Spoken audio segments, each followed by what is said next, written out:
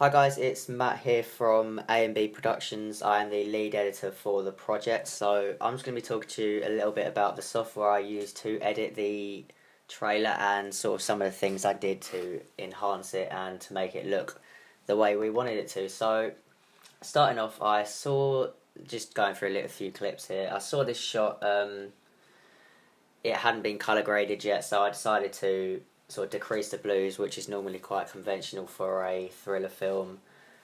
I increased the exposure a little bit because in production, when we were shooting, the lighting of the room wasn't how we wanted it, so I just increased it a little bit, just by a point of a percent, just to give it that a little bit more of a light feeling. Um, that was it for that shot. Now this shot was a two shot of Adam and me, who's playing the lead as well. Um, I felt that it definitely needed to have more of a cold feeling because the colours are sort of very bland and neutral at this point. I decreased the saturation a little bit because I thought the shots have sort of be more cold, so decreasing the saturation will allow the blues and the shadows to appear more dark. Um, yeah, so I just added a little blue tint to the shadows here and the highlights, which which gave it that blue tint, obviously, and that cold thriller feeling. But a little bit about the software itself. This is a plugin, Lumetri Color, which sort of helps you to grade the shots, which is really helpful because it's obviously part of the program. Um, so I didn't have to get any other third-party software to actually color grade the footage, which was really helpful. So that sort of saved me a bit of time, but it's still a professional looking software. This is obviously used by film companies, namely A24, Horror House. Um, so it still gives us that professional feeling. In terms of this shot, it was really nicely shot in production by Ben, our cinematographer. But I just felt that I sort of wanted to decrease the blues a little bit more, just to seriously bring out that cold feeling. The saturation was a little bit high on that though, so I decreased that. Um, Another thing about Adobe Premiere Pro is the ability to be able to easily cut and cut out footage that you don't want particularly. You can do this in many ways. You can either go to the end of the clip and sort of drag it in to how much you want, or you can use the little eraser tool. I did this to delete a little bit of the clip that we didn't want because we just felt like it went on for too long. It got a bit awkward. So I cut that little bit out, and I thought adding perhaps a cross dissolve transition between these two clips might work. Um, Mainly because it's a different time, sort of different time frame, different location. I thought rather than just doing a standard cut, that could be quite confusing. I decided to add a cross dissolve, sort of really emphasise the fact that there had been a time shift, and you can easily do that. I'm just editing the length of the clip here, bringing all of the rest of the timeline together by just highlighting it all. But yeah, you can do a load of effects and transitions on this program. It's very easy to do, which is mainly the reason why I'm using this software over something like Sony Vegas or a Final Cut.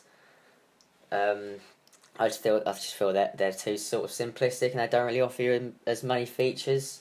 And you can get features for them programs, but you've got to install sort of separate plugins that are expensive. But for this, you get it all in the program.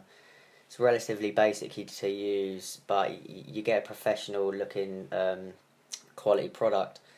So yeah, I just added that cross dissolve there between them two clips, increased the length of it a little bit because it was a little bit too abrupt. But yeah, so that's quite a nice sort of transition. And then you saw a little dip to black there that you can obviously easily do on this program.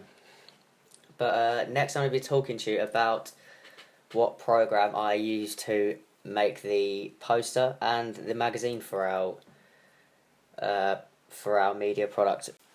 So as you can see here, I have Adobe Photoshop CC loaded up, which is the latest version of the software. This is definitely the best and most professional program you can use to make graphics such as this. Obviously, everyone in the industry uses it. There's not another program that really compares to it.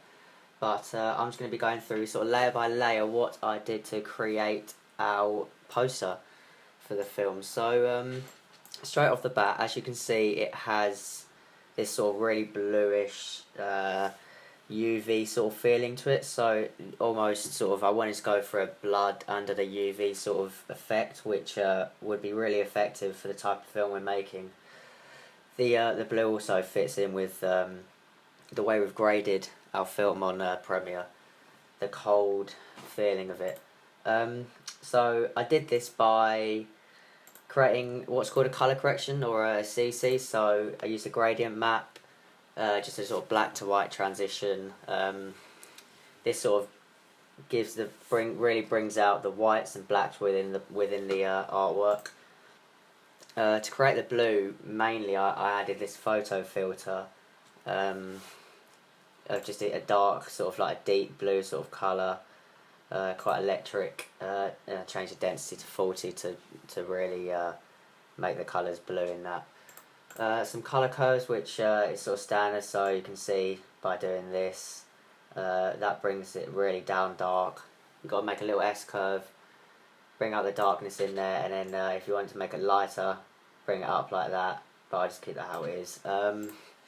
Brightness, I didn't change the brightness. You can do that just by using this slider, so it's really simple to use. But I just decided to change contrast, just increase it, really bring out the colours within it. This little layer here that you can see is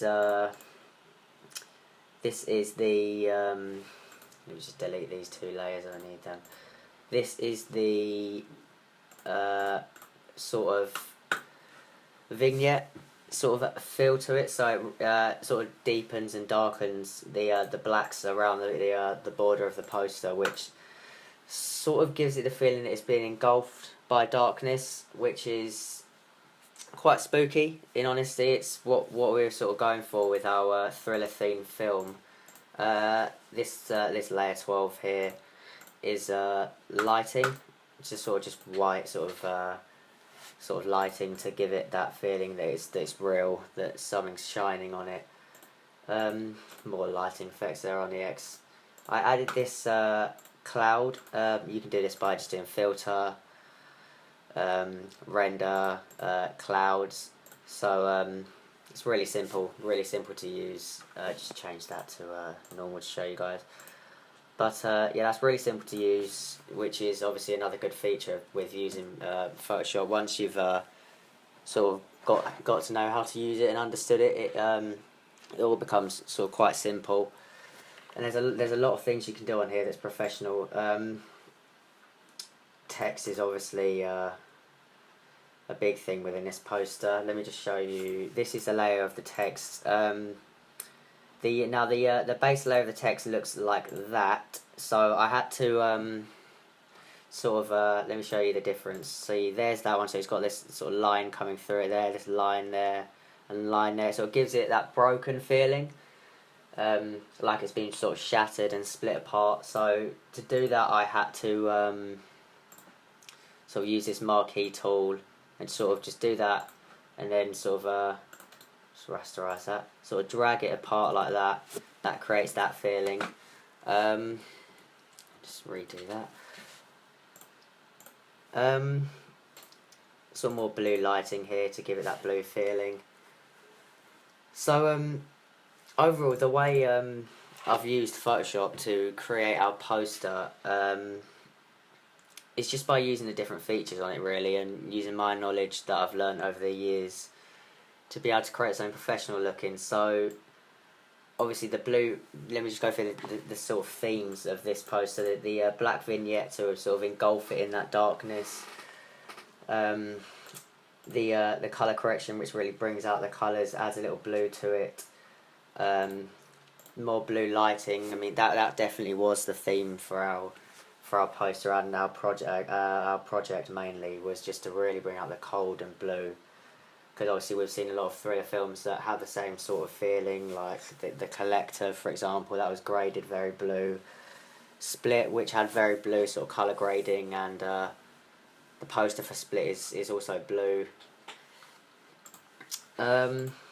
There's just our production company, and another good thing about Photoshop rather than another program like Illustrator is the fact that you can get images off the internet. Rather than, obviously you can do this on Illustrator, but Illustrator is very limited, that you can't really add the lighting, you can't add the grungy sort of textures to bring out the sort of to create that dark, dirty feeling that I wanted to on this poster. So this is obviously a texture I just got off the internet, and literally I've just put it onto the background, and it creates a big difference. It really does make everything look sort of dark, broken, which is what I wanted to do with this. So the final thing I did to actually really enhance it was I just highlighted all the layers, duplicated them, merged them all together, and filter, other, high pass. Now what high pass does is it really it sort of gives a little glow to the edges of the text, and just click overlay on that, and then bring these two colour corrections on top of this layer, which really brings out the let me just change that to 100, change that to 50, and then move that on top of that, and that sort of again really enhances the colour within the project that we wanted to do. And sort of there's a software that I've used to create this poster and our graphic design, our magazine. It couldn't have really been any better, to be honest. Obviously there are difficulties with using a program like Photoshop. It is complicated to use if you haven't had experience using it. You do have to learn how to use it, which could be quite time consuming. But once you have learned how to do it over the years, or however long it might take you to learn this program, it really does create a professional looking product by using many effects. I mean, this program is limitless in terms of graphic design. You can do anything on here, so that is why I use this product for the making of our poster and our magazine. So yeah, that was me just talking to you a little bit about the software and what I did to create the product that we've made.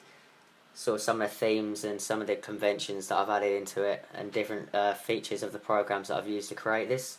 So yeah, this is the editor and graphic design for ABM Productions, Matt Wallace, and I will see you in another video.